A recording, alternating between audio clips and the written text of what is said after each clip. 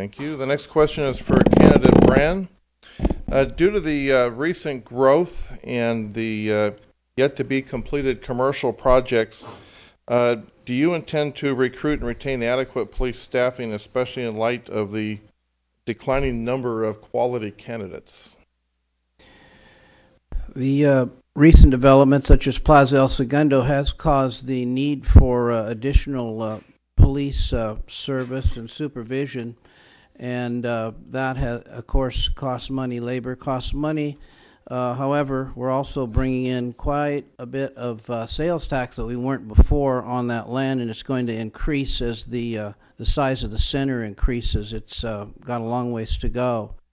My understanding from talking with the police officers is that we don't have a turnover problem amongst our police officers here. Where we're losing officers is in the probationary period of time, which is exactly when we should lose them. That's when you only let those go through to regular status that earn it and are going to serve you well for the remainder of their career. So it is challenging to attract police officers, but I think we're retaining the officers that we want to retain for a long, long time. Okay, thank you. Are there any comments or rebuttals for that question? Yes, candidate Byrne. Having worked with the police department for many good years, I think we're in a transition period where we're going to see probably over the next 5 to 10 years, 20 to 30% of the department retire. So we have the opportunity to work and negotiate with the department and the city to increase, I think, the entry-level salaries or some of those to make them a little more competitive than they are now. And those savings would be offset by the loss of the 30-year officers that are leaving. We're going to have a very young force in the next 5 to 7 years, and those are some of the innovative ways I think we can work with our departments to improve the services and make it a little more appealing and competitive for the entry levels, because they're coming out of Iraq. And thank you. Yes, candidate Dragoni. What we have to focus on is, yes, we are going to lose qualified officers and both services, police and fire.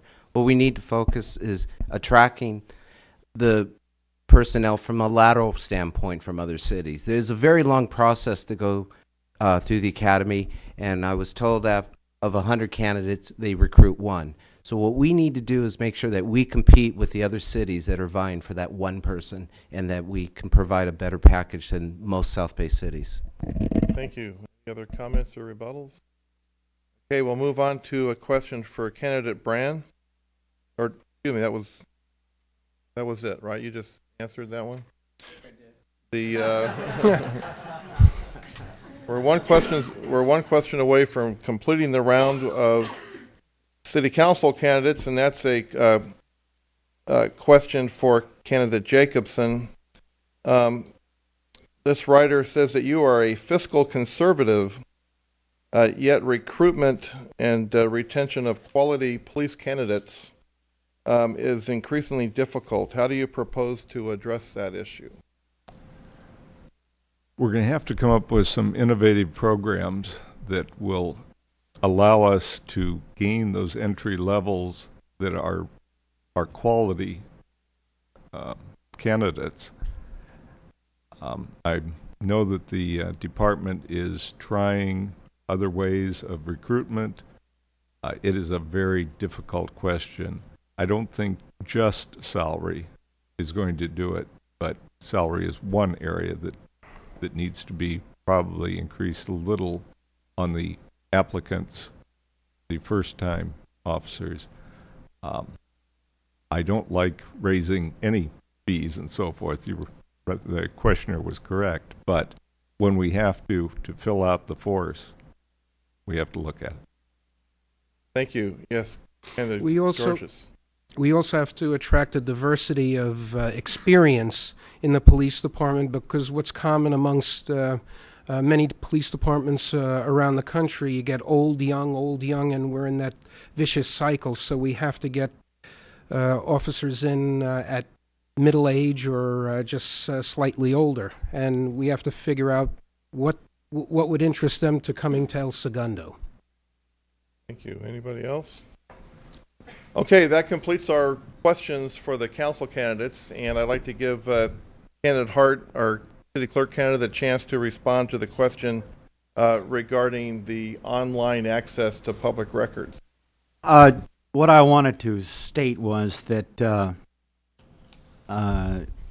website does need some work done on it. And admittedly, what I looked at was that which was in the clerk's office. The code itself is not being updated at the present time. It's 6 months out of date. And when we looked at the warrant information, it was in a summary form instead of a detail. As far as I'm concerned, the detail, in other words, instead of just saying we spent so much on this given line item, we know who we've paid it to and what department made the charge. Also to improve the search capacity and improve the indexing of the ordinance resolutions and contracts. Okay, thank you. We will now go into the round of closing comments, and we will start with the candidate for city clerk, candidate Hart. You get 2 minutes. Okay. I'd like to return responsibility to the people to the office of city clerk. I'd like to improve the access for people at City Hall through the city clerk's office so that they're not ignored, and that we get to improve the probability of the transparency which is so important for the people to have with their city government. On a positive note, I'd like to understand and see if the city can't return to becoming a character count city with the Josephson Institute of Ethics. That was an interesting program and had worthwhile benefits to the city.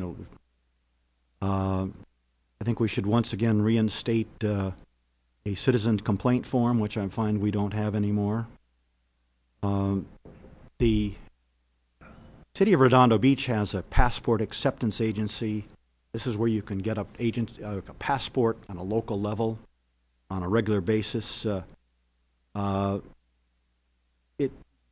Passports are more important than they used to be because you now need them to go to Canada, you need them to go to Mexico, which many people do. Once again, we should look at the question as to whether the clerk's office should give notaries the possibility of notary service to the public. Also, that's done in Redondo Beach, but not here. Thank you, candidate Hart. And I want to thank everyone for coming. I want to thank them for this chance to talk to them. And I certainly ask that they vote on April 8th, no matter what. Thank you. Sorry for interrupting.